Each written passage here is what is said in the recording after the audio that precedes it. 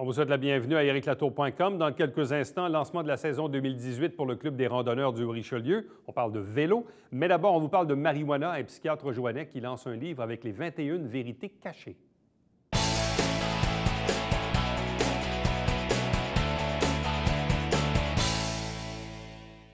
Les 21 vérités cachées de la marijuana, livre qui sera présenté et lancé dimanche le 25 avril à l'hôtel Qualité Inn, ici même à Saint-Jean-sur-Richelieu. On reçoit son auteur, le psychiatre Dr Antoine Kalamgire. Bonsoir et bienvenue. Oui, bonsoir à M. Latour. Bon, vous pratiquez ici comme psychiatre à Saint-Jean-sur-Richelieu depuis 5 ans maintenant. Donc, qu'est-ce qui vous a passé pour la tête pour dire, écoutez, j'ai l'intention d'écrire un livre, de le présenter, sans nécessairement de porter de jugement? On comprend que le sujet est d'actualité, d'autant plus avec la réglementation qui s'en vient cet été.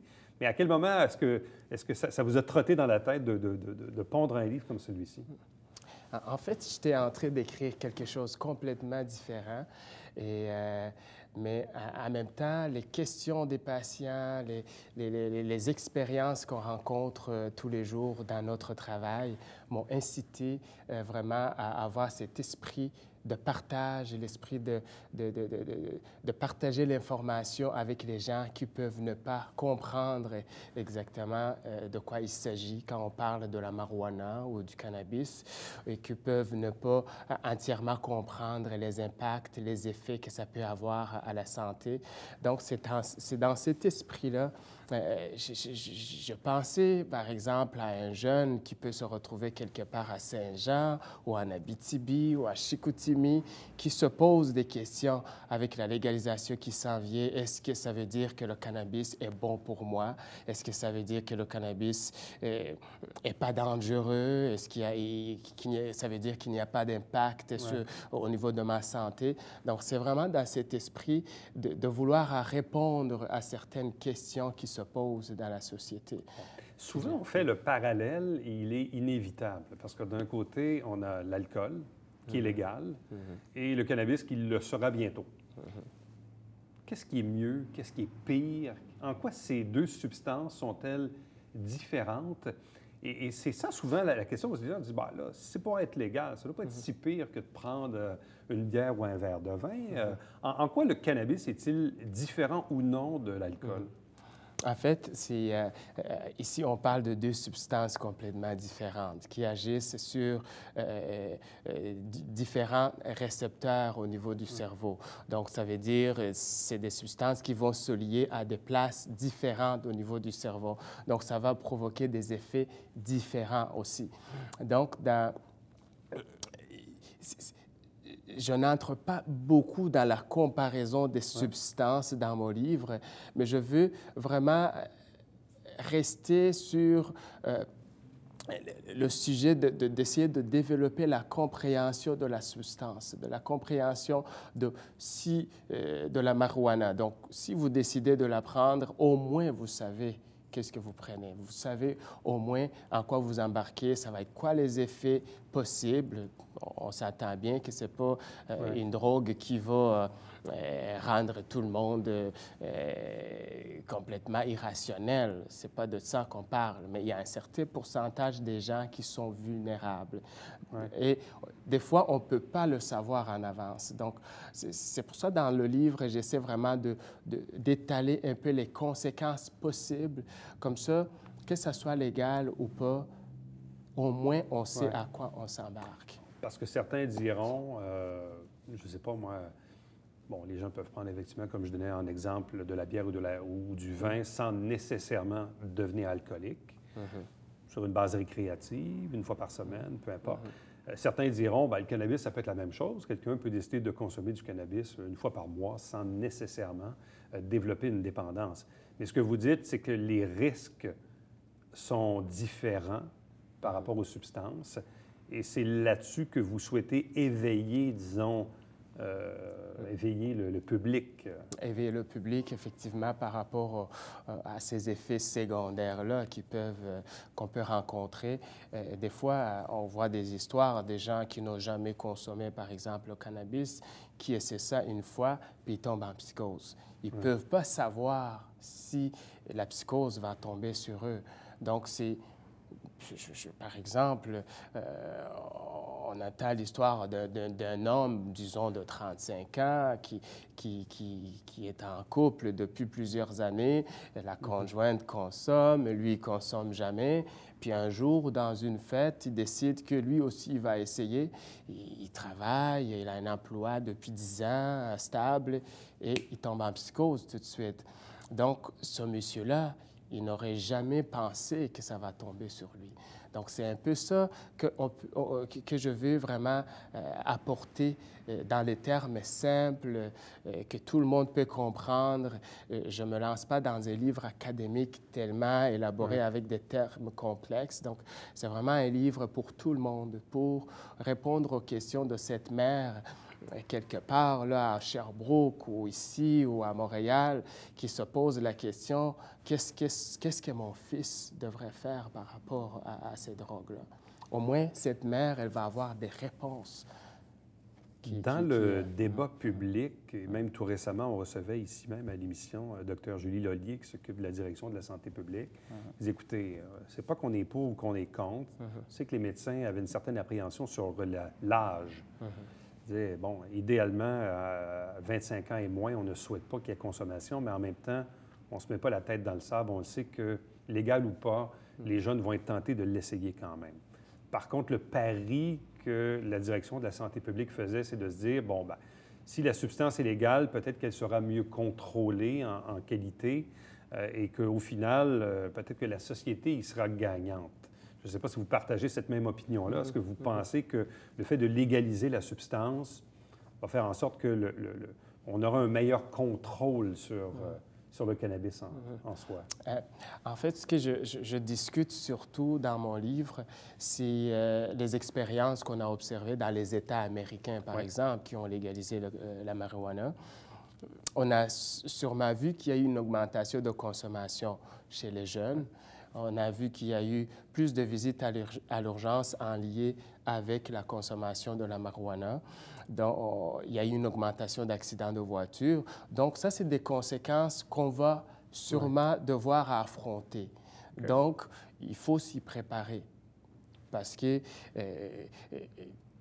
quand je suis un père avec un jeune adolescent de 15 ans qui est en train de se poser des questions s'il devrait prendre ou pas la marijuana, la première question, que je sois pour la légalisation ou contre la légalisation, la première préoccupation, c'est savoir qu'est-ce que mon fils risque de prendre.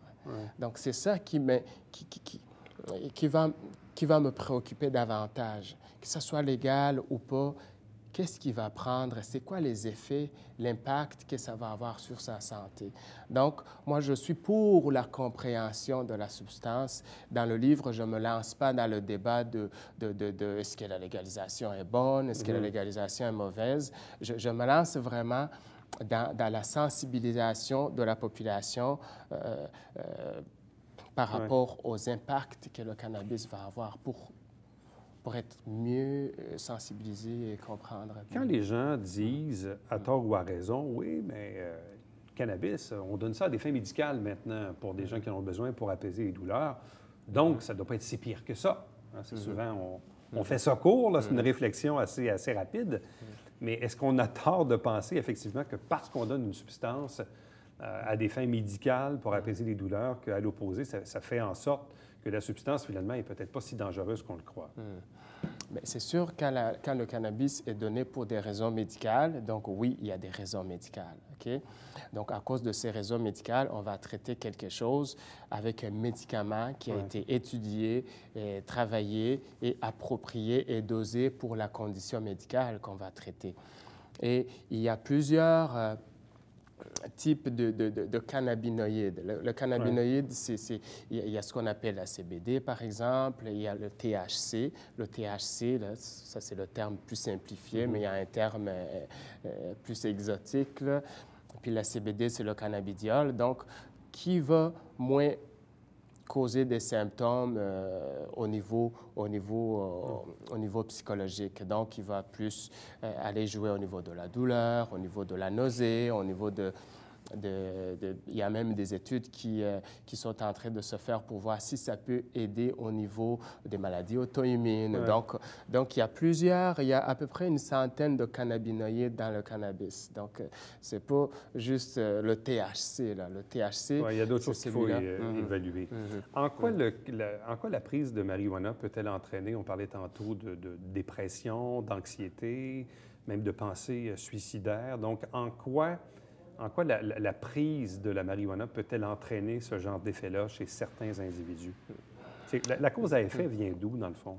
En fait, on voit que le cannabis, surtout quand on tombe dans le trouble de l'utilisation, ou c'est-à-dire en abus ou en dépendance, là, avec la consommation chronique, ça va affecter certains endroits au niveau du cerveau. Par exemple, ça peut affecter ce qu'on appelle l'amygdale.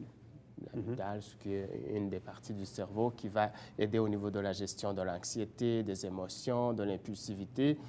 Et puis, quand ça affecte ces zones-là spécifiques du cerveau au long cours, on peut avoir des difficultés à gérer, par exemple, au niveau de l'impulsivité, au niveau de la gestion des émotions, au niveau de la gestion de l'anxiété, ce qui peut résulter en troubles anxieux ou en troubles dépressifs. Mais il y a aussi des conséquences dans la vie de tous les jours. Quand on tombe en trouble de l'utilisation, par exemple, qu'on développe ce qu'on appelle un syndrome amotivationnel. Ça, c'est la perte de motivation, l'apathie, l'énergie, la perte d'ambition, puis ce qui va entraîner des échecs scolaires, des échecs au niveau professionnel.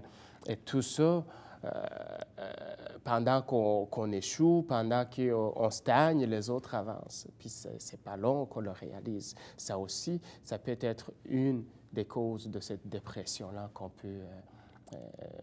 peut vivre, surtout quand on tombe dans le trouble de l'utilisation comme tel. Donc, un livre pour vulgariser, principalement, expliquer, sans jugement. Aucun jugement. Mais vraiment, et le livre sera disponible d'ailleurs dans les 2 langues, français et anglais. Donc, vous le lancez là, à la fin du mois, ici même, à l'hôtel Quality Inn, le dimanche 29 avril. Pardon. Donc, dimanche le 29 avril. Donc, pour vous, c'est quand même... Est-ce que vous êtes satisfait du résultat? Parce que vous avez vu une première copie entre les mains. Est-ce que vous êtes heureux du résultat? Oui, absolument. J'ai beaucoup apprécié le travail que tout le monde a fait autour pour mettre le livre ensemble. Puis, quand j'ai reçu la copie, ça m'a fait chaud au cœur. Je l'ai fait lire par 2 personnes différentes. Okay. Une personne qui est avocat, une autre personne qui est plus dans les soins au niveau des enfants, des soins à domicile. Puis les 2 ont lu le livre en 2 jours. Donc, ça m'a... Puis ils ont bien compris. Donc, la simplicité que je cherchais dans le livre, donc le côté simple, puis un langage accessible, ça m'a montré que c'est là. Donc, ça m'a... j'ai beaucoup apprécié ce côté-là. Docteur Antoine Kalamegire, merci beaucoup, puis bonne chance. Merci beaucoup. Restez avec nous. Au retour, on vous parle de la saison 2018 du Club des randonneurs.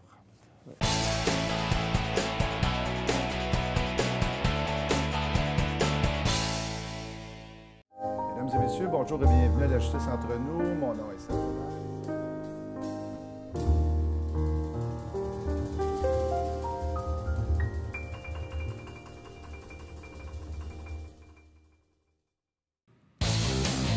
Salut, ici Alexandre Baudouin. Et François Trépanier. François, cette semaine à Sport Express, on parle du Fonds jeunesse Tennis Nice. Oui, avec Éric Gélina, Stéphane Laroche et moi-même, ça a l'air. Ben oui, ça a l'air que t'es là-dedans, toi. Ben oui. OK, pas ça.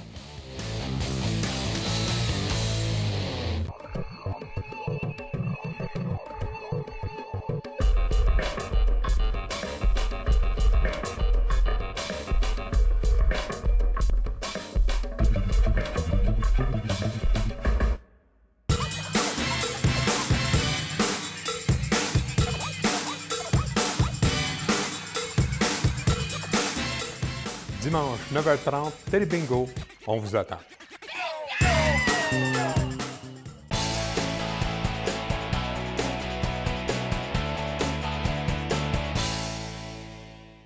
C'est le lancement de la saison 2018 du Club des randonneurs du Haut-Richelieu. 4 invités Pour en parler, d'abord le président Ludovic Morel. Bonsoir. Bonsoir. Accompagné de France Urtubise, qui est responsable des communications. Bonsoir. Bonsoir. De même que Daniel Gamache, qui en est le vice-président. Bonsoir. Bonsoir. Et Serge Richer, qui est secrétaire trésorier du Club des randonneurs. Bonsoir et bienvenue. Bonsoir. Club des randonneurs qui existe depuis un peu plus de 10 ans maintenant, donc 11 ans pour cette entité qui est le Club des randonneurs du Richelieu. En gros, on comprend de par votre tenue vestimentaire qu'on parle de vélo.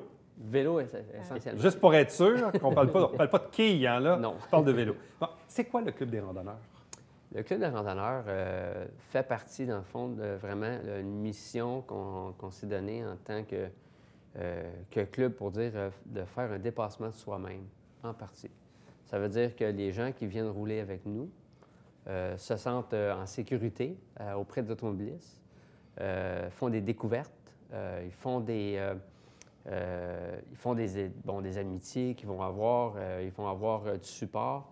Le tout pour vraiment les gens qui vont venir rouler avec le club se sentent prêts à aller où ils n'auraient jamais été avant et plus loin qu'avant. Quel est l'historique de fondation du Club des randonneurs? Ça a parti comment? Qui a eu l'idée? Bref, c'est un groupe d'amis qui s'est mis ensemble. C'est quoi l'historique derrière ça? Bien, moi, dans le fond, j'ai fondé le club il y a 10 ans avec France Desruisseaux et puis Sylvain Holmes, qui, dans le fond, on était des cyclistes. Puis, bon, c'est sûr qu'à ma boutique de vélo, on s'apercevait qu'il y avait beaucoup de cyclistes qui se rencontraient puis qui allaient faire des randonnées, mais tous différemment, avec des heures différentes, mais des fois dans la même journée. Fait qu'on s'est dit, on va vraiment organiser des randonnées pour que tout le monde puisse rouler ensemble. Et puis, de un, le cyclisme, c'est vraiment une activité qui est le fun. C'est des gens actifs qui sont... fait que ça, c'est le fun de côtoyer ces gens-là. Puis encore plus de rouler avec eux. Et là, vous êtes rendu combien de membres maintenant? On joue à chaque année, je dirais, entre 100 et 125, 150 membres, oui. Bon. À quel moment vous avez adhéré au Club des randonneurs? Moi, j'ai commencé dans les tout débuts. Ouais, ça fait 10 ans que je fais partie du club. Et ce que je trouve le fun dans le club, justement, c'est que c'est un club qui est axé, on parlait un peu de dépassement de soi-même, mais c'est pas nécessaire, quand on parle de se dépasser soi-même, ça peut être soit en améliorant sa durée de temps qu'on va faire en vélo. Il y a des gens qui peut-être faisaient juste des 20 km tout seuls, mais là, en groupe, trouvent la motivation pour en faire un peu plus. Ou encore, il y en a d'autres, ça va être la vitesse qu'ils vont aller chercher. Fait que tout le monde qui vient dans le club vont aller chercher ce qui leur convient pour, en soi, se dépasser soi-même, si on veut, d'une certaine façon. Bon. Quelqu'un qui nous regarde en ce moment, qui aime le vélo, qui pratique le vélo, puis là, il vous regarde tous les quatre, puis là, il dit « Hey, là, j'ai peut-être peur de les rejoindre. Ils sont peut-être à un niveau qui n'est pas le mien. » En quoi, Daniel, êtes-vous accessible selon, disons, les différents niveaux de cyclistes qu'on peut avoir dans la communauté? Là? OK. En fait, ceux qui veulent se joindre dans notre groupe, c'est un néophyte, un nouveau cycliste, il y a des groupes de vitesse qui sont créés dans le groupe. La première groupe de vitesse, c'est 18 à 22 km/h. Comme je dis, de cette semaine, il y a un cours théorique qui leur est donné. Ensuite, ils sont encadrés sur la route. Il y a une formation sur la route pour rouler en peloton avec des réguliers du club qui viennent rouler avec eux autres, leur montrer les rudiments pour être sécuritaires sur la route. Il y a des sorties qui sont encadrées aussi avec tout le club, encore là pour leur montrer les rudiments. Puis ces personnes-là qui roulent dans la vitesse 18 à 22 km/h, ce qui est une vitesse quand même qui est correcte pour un nouveau. Ils apprennent à conduire leur vélo, à manœuvrer leur vélo, tout en étant sécuritaire sur la route.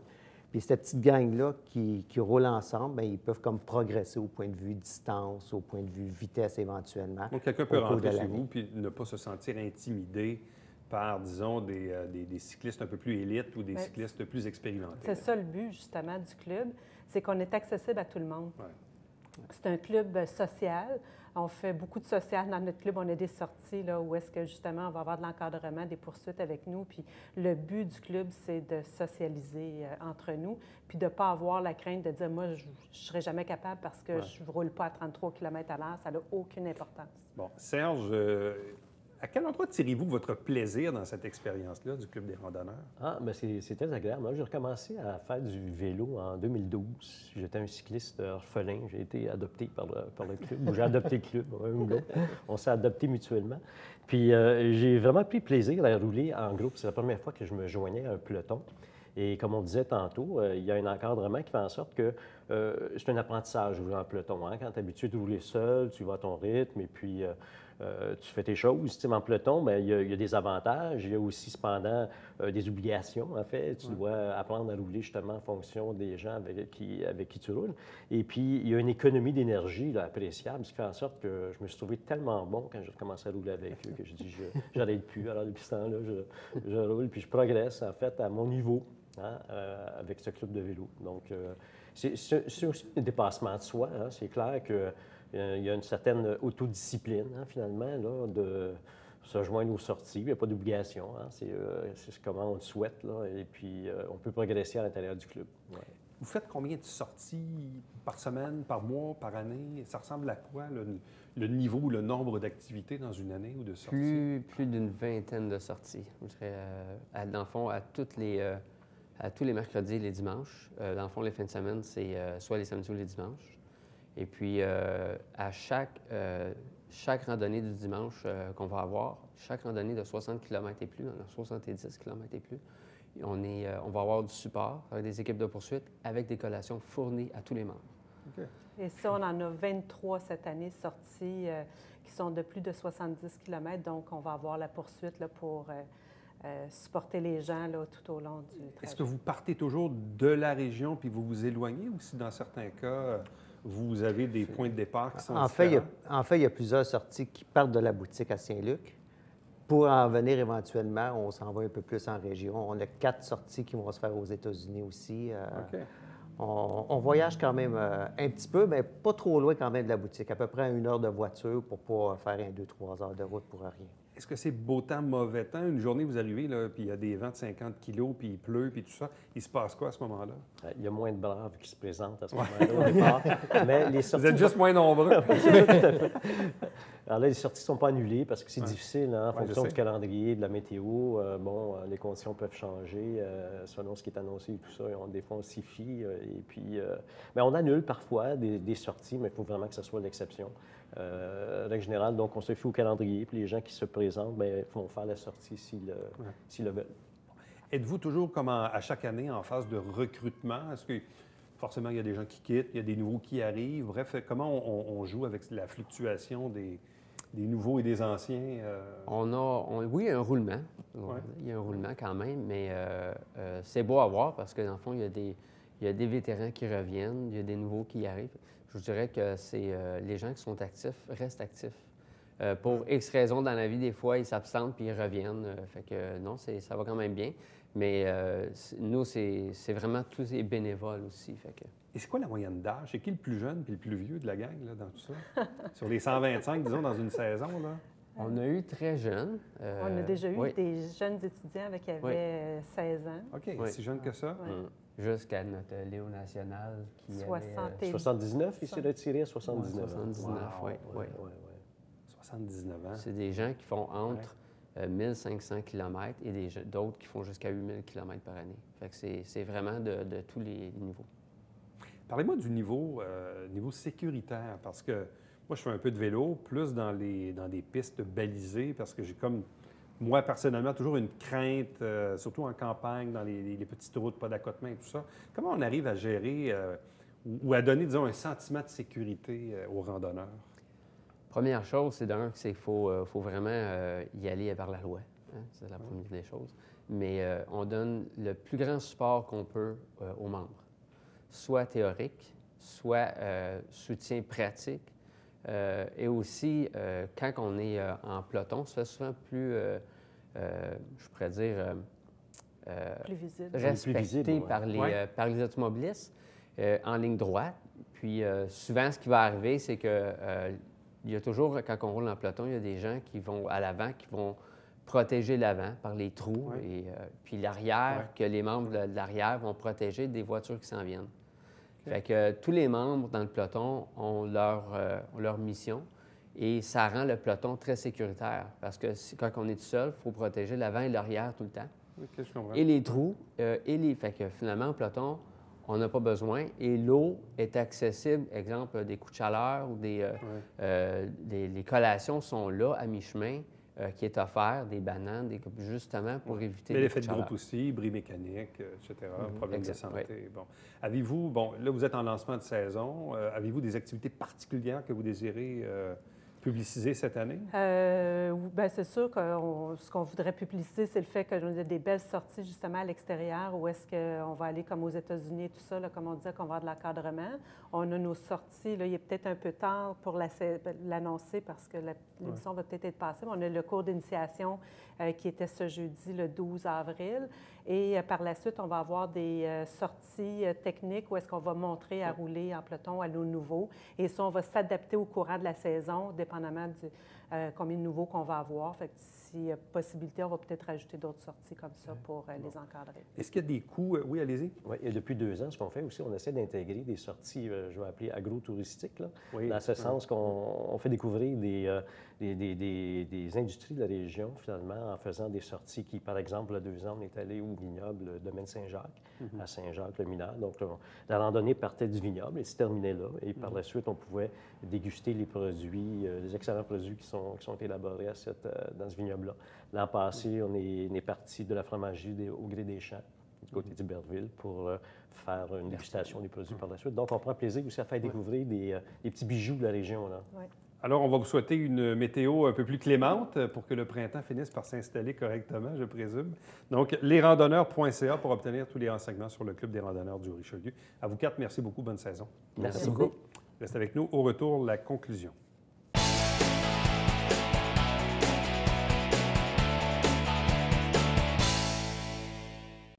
Samedi, le 8 septembre, au Parc Beaulieu, à Saint-Jean-sur-Richelieu, nouvelle édition du défi Je bouge au profit de la Fondation Santé. Donc oui, évidemment, c'est au mois de septembre, on vous en parle immédiatement parce que c'est déjà le moment de penser à s'inscrire. Entre-temps, si vous désirez avoir des détails sur la programmation de la télé, tvhr9.com. À demain. Bye-bye.